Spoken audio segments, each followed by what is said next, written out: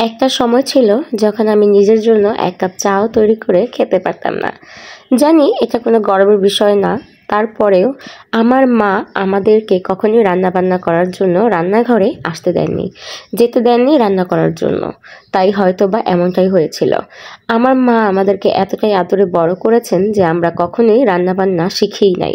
এমন কখনো হয় নাই যে আমরা রান্নাঘরে দাঁড়িয়ে মায়ের রান্না দেখেছি বা শিখেছি। সেই মানুষ আমি এখন এত কিছু রান্না করতে পারি।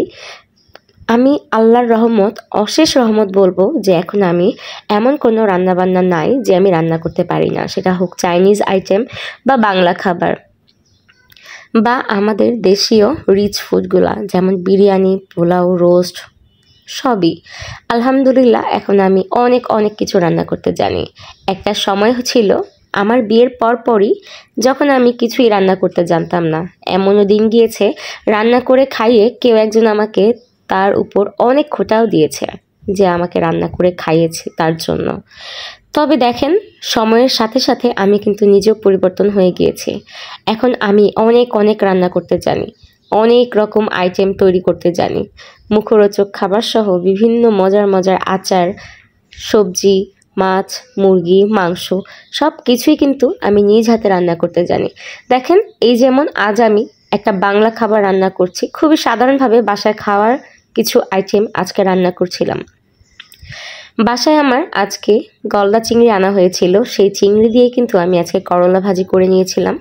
করলা ভাজি করার জন্য আমরা এখানে তেল আর পেঁয়াজ, কাঁচামরিচ বেশি করে দিয়ে একটু রান্না করে নিব। করলা ভাজি তো আমরা অনেকভাবেই রান্না করে খাই, তবে আমার মতো করে একটু চিংড়ি মাছ দিয়ে করলা ভাজি রান্না করে খেয়ে দেখতে পারেন। এটা অনেক অনেক মুখরোচক হয়। একটু ঝালের পরিমাণ বাড়িয়ে দিলে আরও বেশি ভালো লাগে খেতে। আমি কিন্তু আজকে এখানে চিংড়ি মাছও রান্না করেছিলাম। চিংড়ি মাছ রান্না করা অনেক সহজ। আমি আজকে ভুনা করেছিলাম।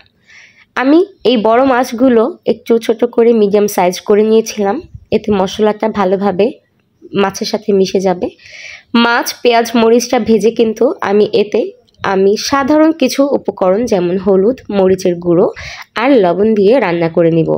আর ওপাশে কিন্তু আমার চিংড়ি মাছটা অলমোস্ট হয়ে গিয়েছিল। আমি এই মশলার সাথে মাছটা রান্না করেই করলা ভাজিটাকে অ্যাড করে নিব। মাছটা থেকে তেলটা ছেড়ে দিলে এমন অবস্থায় কেটে রাখা ও ধোয়া করলাগুলো আমি এতে অ্যাড করে নিব। তারপর একটু হালকা করে মিশিয়ে নিতে হবে যেন মশলাগুলো প্রতিটা করলার পিসে ভালোভাবে লেগে যায়। তারপর একটু হালকা দমে ঢাকনা দিয়ে রান্না করতে হবে। এইভাবে রান্না এই পর্যায়ে চলে আসলে আমি আর একটু নেড়ে নিব যেন করলাগুলো সব দিকটাতেই ভালোভাবে সেদ্ধ হয়ে যায়। এমন করেই রান্না করলে কিন্তু আস্তে আস্তে ভাপে শুধুমাত্র তেলেই কিন্তু পুরো ভাজা ভাজা হয়ে আসবে একটা সময়। আমি কিন্তু সাথে আজকে ঝিঙে রান্না করেছিলাম। একেবারে দেশি রুই মাছের সাথে ঝিঙে আলু একটু ঝোলে রান্না করেছিলাম। এটা কিন্তু খুবই সাধারণ বাংলা একটা খাবার। আমি আজ বাসায় যা রান্না করেছিলাম তাই কিন্তু আপনাদের সাথে শেয়ার করছি। আমি কিন্তু রোস্ট, গরুর মাংস, পোলাও বিভিন্ন সময়ে অনেক অনেক রান্না করি, তারও কিন্তু অনেক ভিডিও আমার পেজে রয়েছে। তো যা বলছিলাম, আমি কিন্তু বিয়ের পর কোনো কিছুই রান্না করতে জানতাম না। তবে যখন নিজের সংসারটাকে বুঝতে শিখি, জানতে শিখি, ভালোবাসতে শিখি, নিজের সংসারটাকে গোছানো শুরু করতে থাকি, তখনই কিন্তু রান্নাঘরে যাই এবং চুলার আগুনটা জ্বালিয়ে রান্না শুরু করে দিই। সেই থেকে আজ অবধি রান্না করতে করতে অনেক রকম ভুল ভাল করতে করতে শিখতে শিখতে এই পর্যায়ে আমি এসে দাঁড়িয়েছি। এখন আমার হাজব্যান্ড বা আমার পরিবারের যে কেউ যাই খেতে চায় না কেন, আমি কিন্তু অনেকের খাবার অনায়াসে খুব সহজেই আনন্দ নিয়ে রান্না করে দিতে পারবো। আলহামদুলিল্লাহ, এখন আমি অনেক কিছু পারি। তাই আমি আপনাদের উদ্দেশ্যে আজকে একটা কথা বলতে চাই। এটা আমার মনের একটা কথা, যেটা আমি দেখে এসেছি, আমার অভিজ্ঞতা। আমি তাই আপনাদের সাথে বলবো।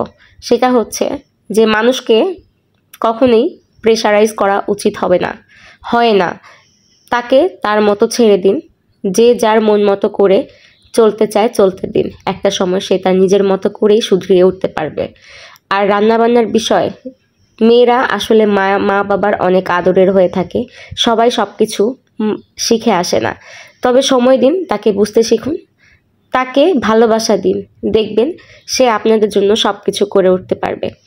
যেই আমি কিছুই করতে জানতাম না, দেখেন আজ আমি কিন্তু সব করে উঠতে পারছি। এটা শুধুমাত্রই কিন্তু আমার নিজের প্রচেষ্টা, নিজের ইচ্ছা, নিজের ভালোবাসা। একটা সময় মানুষ কোনো কিছুই বুঝে উঠতে পারে না, সব কিছুর জন্যই একটু নির্দিষ্ট সময় লাগে। সবাই সব কিছু খুব সহজে করতে পারে, আবার অনেকেই অনেক সময় লাগে সেটা বুঝে উঠতে। তাই প্রত্যেকটা জিনিসের জন্য সময় দেওয়া খুবই গুরুত্বপূর্ণ। সময় দিলে কিন্তু সব ঠিক হয়ে যাবে। এই তো আমার রান্নাগুলো কমপ্লিট। আমার ছেলের জন্য আর আমার নিজের জন্য আমি ভাত বেড়ে নিলাম। এখন আমরা মজা করে খাবো। মাশাআল্লাহ অনেক মজাও হয়েছিল খাবারগুলো। তো ভিডিওটা আমার এই পর্যন্তই। ভালো লাগলে একটা লাইক, একটা কমেন্ট করতে ভুল করবেন না। ধন্যবাদ।